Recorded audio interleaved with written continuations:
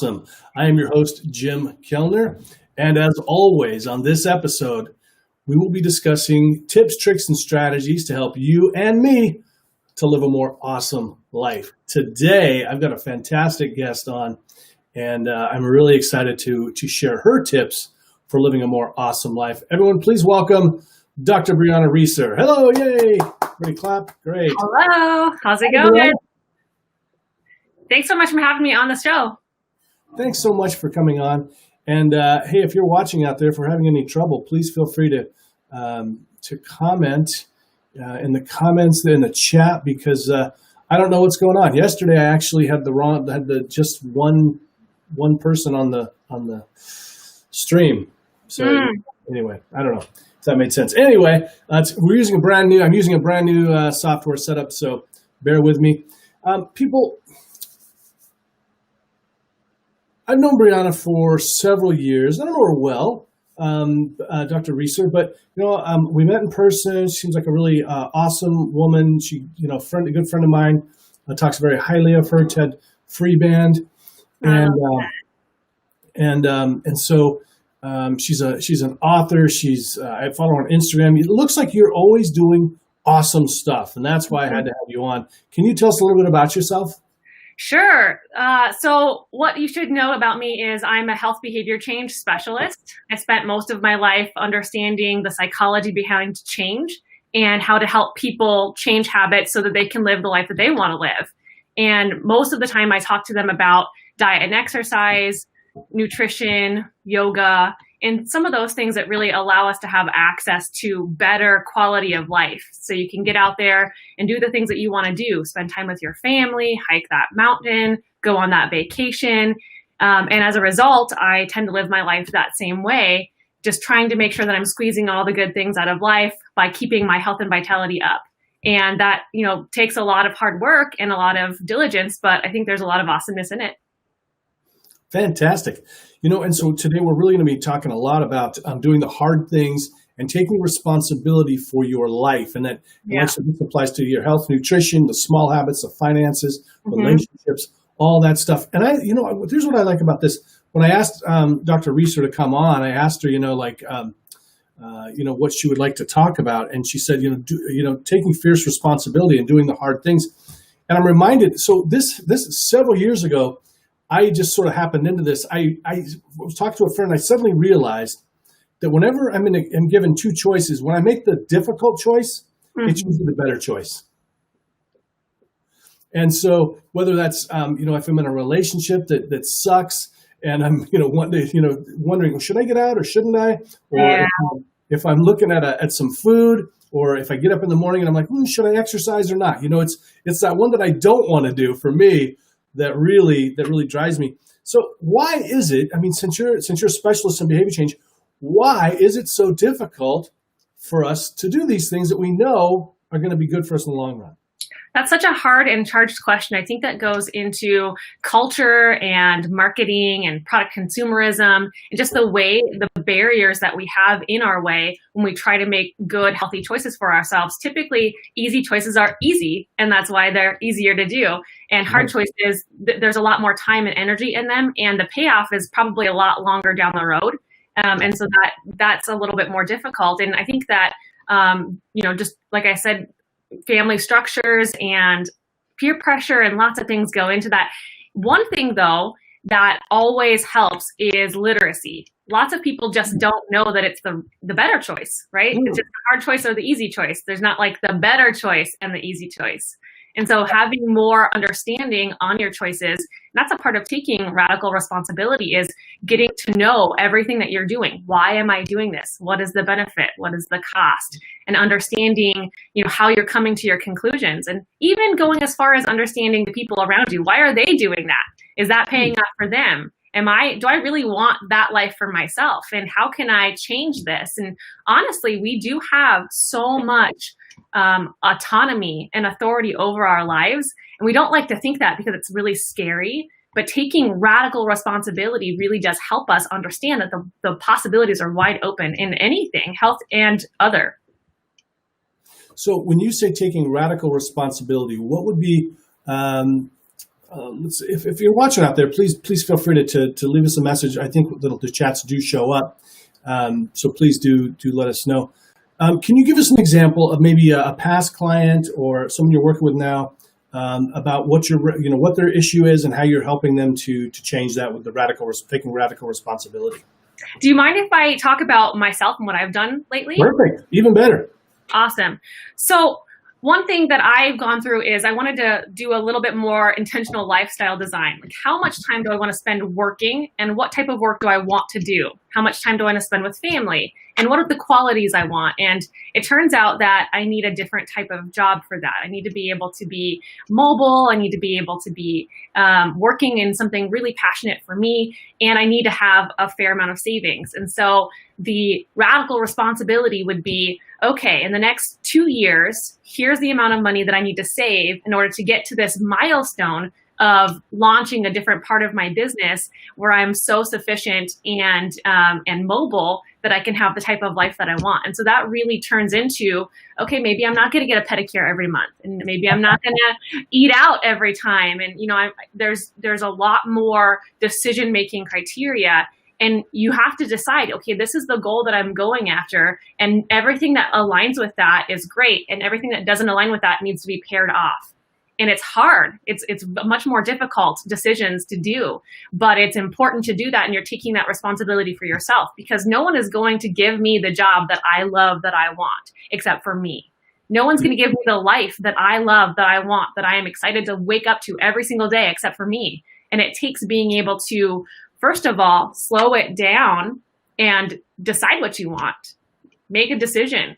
Go through all of those processes for yourself to make the goal, and then put in the hard work every day to align with that. You say make that decision. I know a lot of us, we struggle with that because we're kind of waffle. Well, should I do this or should I do that? And I hear this from people that I coach, a lot of entrepreneurs. Well, I'm really interested in this, and I'm interested in this, and I'm interested in this. I mean, how did you kind of narrow that down and make that decision? I kind of deconstructed it from the bottom, from the top down. Here's what I want my life to look like. Like, from a global perspective. I want time in the mornings. I want peace in my life. I want the ability to be mobile. And so, like, what is important to you from a very global perspective? And then from there, how do I get there?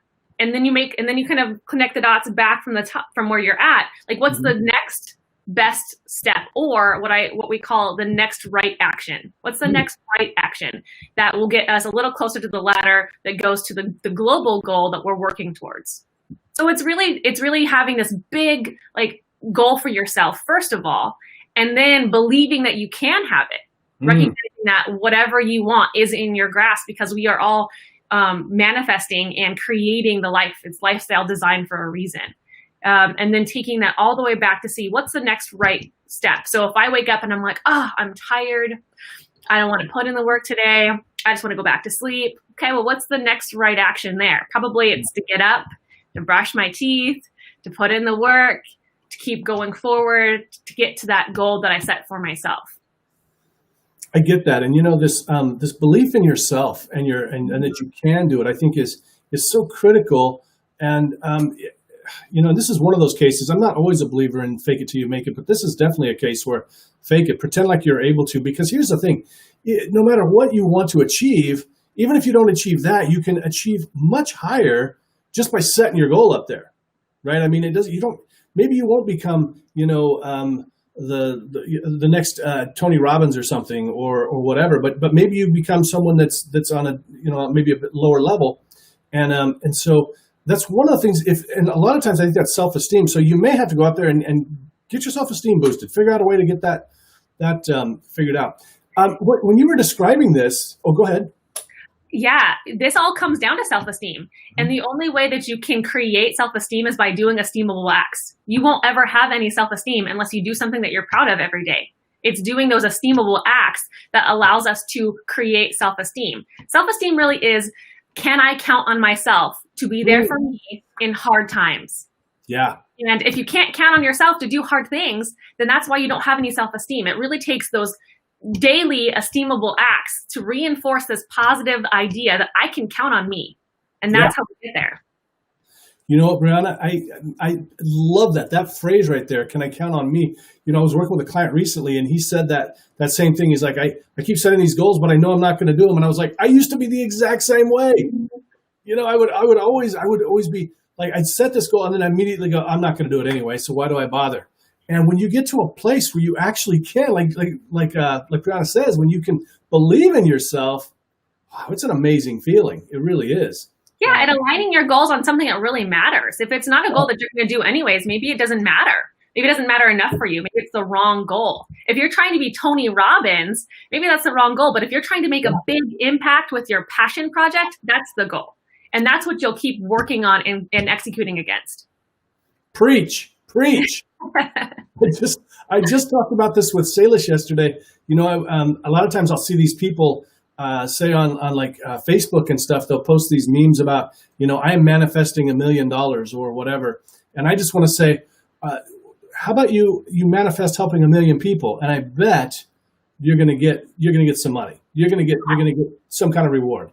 And I'll tell you that, like, I've had money and it didn't make me any happier, right? Like, it doesn't, unfortunately, you would think that having a little bit in your bank account would make you feel a little bit better, and it doesn't. Like, what makes you feel better is the impact that you're making and the peace that you have in your life. And peace comes from having that aligned purpose, for me anyways. And I think for most entrepreneurs that I know, really the peace of mind and the purpose, being able to execute against a purpose, means way more in life than having the specific amount of money that you're trying to get to. Yeah, you know, it really does make a difference. And, you know, I call it a gift and a curse. Really, there are definitely times when I wish I could just go punch a clock and just be happy doing that. Every day of my life, I feel like that. Why can't I just be happy going to work and checking out? I don't know. Well, it feels like it would be so much easier, and it's not. You know, maybe we're just wired differently that way, but there's passion in being able to do what we love to do and share our message across to multiple people. And I think that there's a reason for that. And I think that there's a reason for us to keep showing up. And it takes all kinds of people. Not that if you're punching a clock every day and that's good for you, that's okay too. It's just not good for me. Yeah. No, and I think, you know, and it's funny because, you know, it's funny you mentioned that because I had a friend one time. He said to me, he goes, I really want to be a chef. He was a chef for a while. He goes, I love cooking. I love being a chef. But because of the hours and the pay, I couldn't support my family in the way that I wanted to. Couldn't figure out a way to do that. He says, so now I work in insurance. I make a decent living. I've got good working conditions. And now that's my fulfillment. I get my fulfillment that way. Right. And if that works for you, I think that's great because you know, not everybody has to be an entrepreneur. There's lots of other, that's a great thing about the world. You got all kinds of choices. But, you know, one thing I would like to, and this is going out to some of the members in my group, the Launch Your Hypnosis Career Now, and other entrepreneurs that are kind of wondering about this. I was just thinking about this yesterday. When we talk about making the hard choices, living this lifestyle of an entrepreneur can cost you relationships. It's going to impact maybe your retirement, possibly. I mean, there's all kinds of things. And I was just thinking last night as I'm answering emails at like 11 o'clock at night, it's literally cost me relationships before. Sometimes you gotta work. You can set boundaries, but it can be challenging because my thing is if I don't get back to this person for a gig or something, they're going to go down the list to the next person. So I agree with that. I think that, you know, this is true for most groups, but whatever you're trying to design your life to be like, you're surrounding yourself with those kinds of people because they're like-minded. They help kind of get you to that next level, but then they understand because they're going through the same things as well. You know, someone's like, oh, you definitely need to answer that. Go ahead and take that call. You know, Don't worry about it. Call me back. If you're burnt out, we can reschedule. Or, hey, you know, I'd like to be social with you, but I still have to do these emails. Do you mind if we do a working lunch together? I've done that with a couple of my girlfriends where it's like, I miss you. I love you. I want to hang out, but I also have so much I got to get done right now. So then we turn it into like a brunch and work kind of thing. And you have to start to design the people around you that way as well. And I love that you came up with boundaries. You asked me to do like maybe 3 tips for awesome life. And one of them definitely is learn how to set and enforce boundaries. I think that's absolutely non-negotiable. Yeah. Yeah. I've had some relationships where, um, it was every time I looked at my phone and, I mean, we do a lot of our work on our phones, right? I mean, that's just the reality of the world. It seemed different if I was on my computer, my laptop, than if I'm on my phone. It was this attitude, and it was so stressful for me. It was just all the time I was stressed. I'd go hide in the bathroom to answer emails and things like that. And it was, and it's not. I'm not even on Tinder or something. I'm literally answering client emails. I'm married to my job. That's just how it goes. Exactly. And again, I don't know that that's the ideal system. And I have worked in some boundaries around my time, but it's still challenging. Believe me for that. Maybe I need to take fierce responsibility and make the difficult choice there.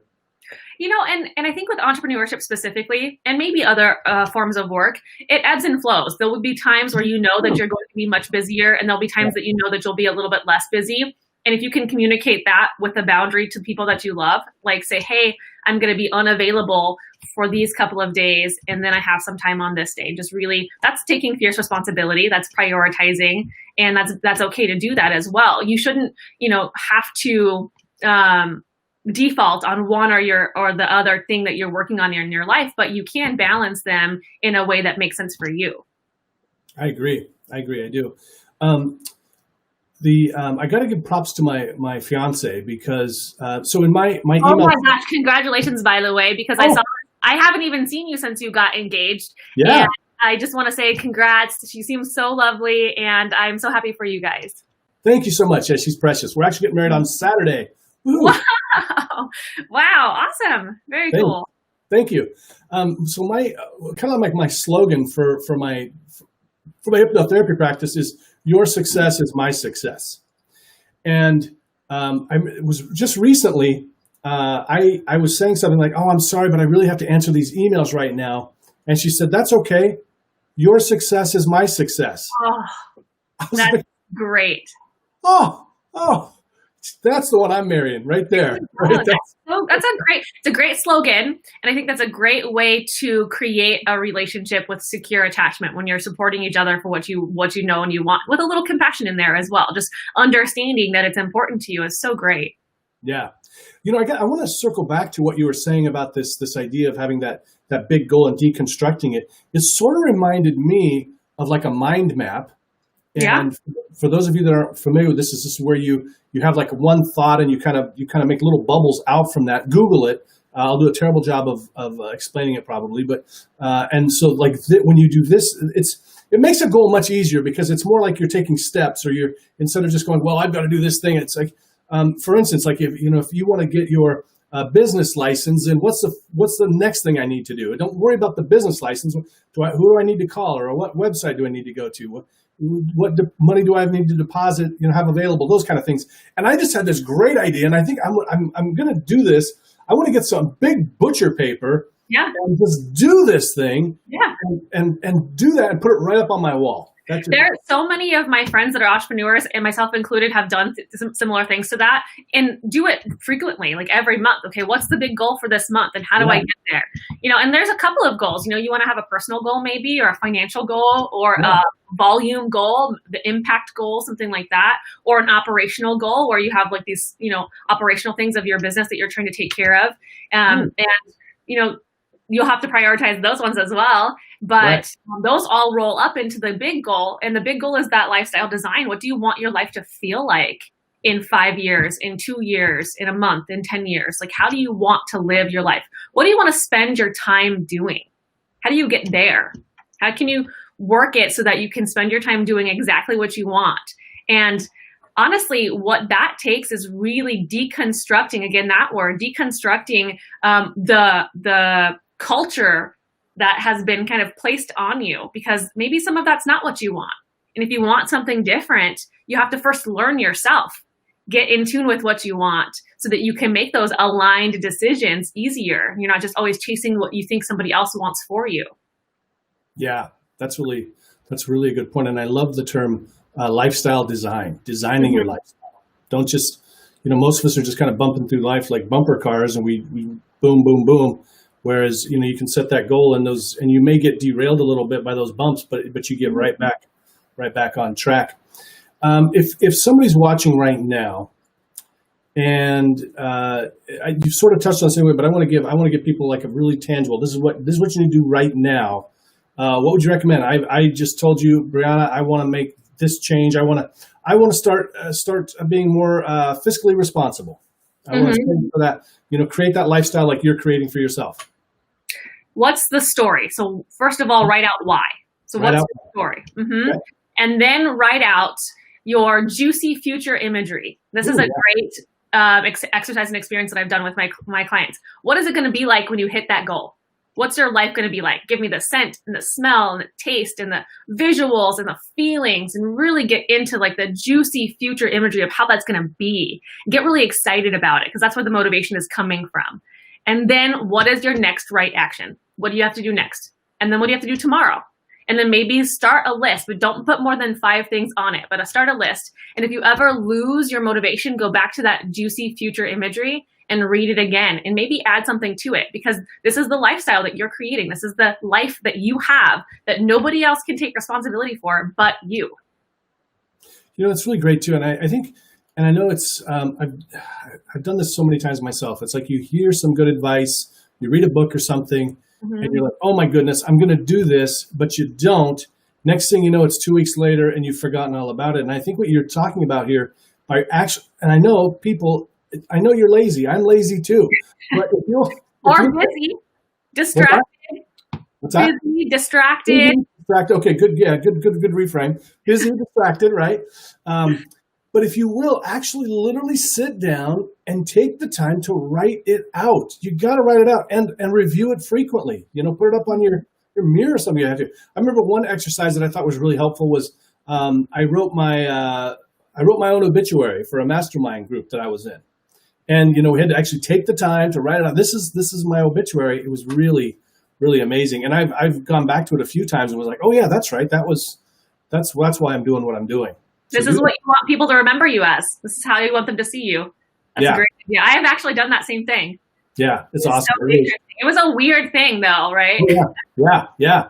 Highly recommend it, folks out there. If you're having, especially if you're having trouble like figuring out, what's my goal and all this, go to the end. Go to the end date. That obituary. Yeah. This is what you want people to remember you for. And hey, look. Like Breanna touched on earlier, this doesn't mean that everybody has to be an entrepreneur and everybody has to go travel the world like Breanna has. She's been to Indonesia and all over the place. But what is it? Do you want to have you want them in your obituary to say what a loving parent you were and how you contributed to your community through volunteer work, whatever. Again, not everybody's an entrepreneur. You don't have to be to live an amazing life. Live the amazing life that is designed, like she said, for you. Breanna, you have done some interesting things. In fact, one of those is ayahuasca. Yes. Would you give us a couple minutes on ayahuasca and why that might be something good for people to do? And I'm sorry. And also, is that related to shadow work? Yes, absolutely. Okay. Absolutely. It's funny that you say ayahuasca because it came to me about the juicy future imagery right before an ayahuasca ceremony. And that's where it made the most sense for me is, when you're coming into an experience that's going to be life altering and also mind altering, mind expanding, you want to design the experience that you're going to have with that psychedelic for a specific purpose. And so when you're going into feeling this kind of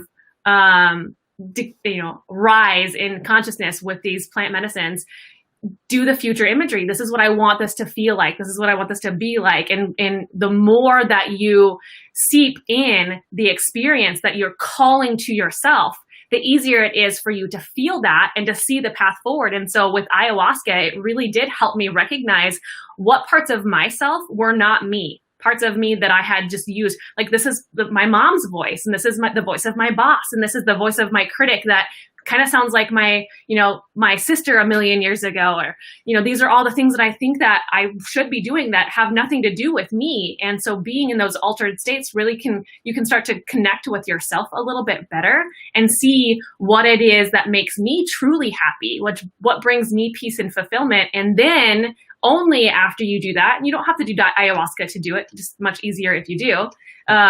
But then when you can recognize what's truly yourself, then you have such an easier time with the path forward. You know what the next right action is. It's much more clear on how you want your life to be. You're like, man, I don't want to be doing this anymore. I'm spending so much time. I want to love deeply. I want to feel deeply. I want to live deeply. I want to experience, and I don't want to waste any more time doing this shit that doesn't make any sense to me anymore. And that's what ayahuasca was for me, was really just kind of peeling away the things that were not me anymore. That is awesome. That is awesome. I've considered it myself, but I'm honestly, I'm a little bit afraid. You should be. It's a hard decision to make. It's not always an easy experience either. Sometimes it's very hard. And I think that, I mean, if you do decide to do it, let me know how it goes. Okay, thanks. Folks, I know I've been putting your website up frequently, but I just realized that there are people on Blog Talk Radio listening that can't see it. So I want to remind everyone that this is Dr. Breanna Reeser. It's BreannaReeser. Her website, it represents a great name. It stands for Stop Starting Over. It's SSOhealth.com. SSOhealth.com. And I got to tell you, that is just a brilliant website. Stop Starting Over. That's fantastic. It's been my motto for such a long time. I started off my career as a health coach, and what I really was hoping to do is help people navigate the ups and downs of exercise, wellness, and dieting. And instead of crashing, plan for downs so that you're not always starting over. So we stop starting over by planning for the, inevitable ebb and flow that life has for us. I think about all the progress we could make if we stopped starting over, if we just kept staying the course. In fact, even if we took a detour, but we're still moving in that direction. Detour, pause. Don't start over. Just pause. Yeah. Take a scenic route, and that's okay. But we got to stop backtracking to try and find old parts of ourselves that just don't exist anymore. Absolutely. What's next for you? What are you up to these days? Oh man. Well, I will tell you that I just partnered with a company called Pivot. And if you want to view them, their website is lovetopivot.com. And they have a fantastic relational alignment coaching program. And I'm about to be certified with them so that I can add that to my repertoire of how I help people.